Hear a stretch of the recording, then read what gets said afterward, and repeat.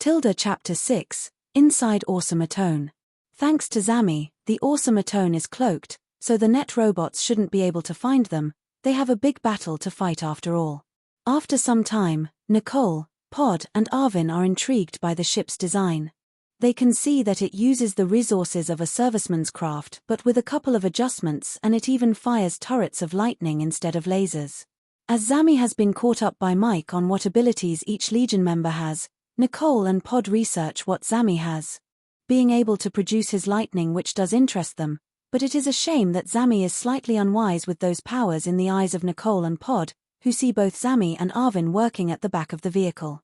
A vehicle that was made so that if the Earth continues to fail to give him the attention Zami wants, then he is willing to go elsewhere, thinking his ship will fix his problems.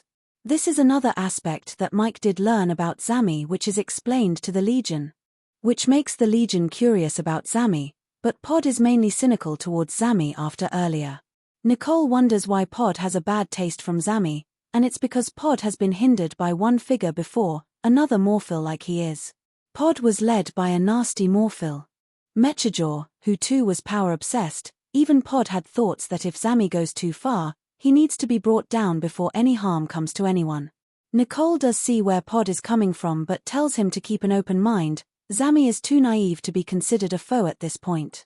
After asking for more about Mechajaw, Pod first admits that he is led by Xyanthor, a well-known evil dictator, making the universe go into fear, which shocks Nicole, especially as both Xyanthor and Mechajaw go from planet to planet, really seeing how unsafe the universe is.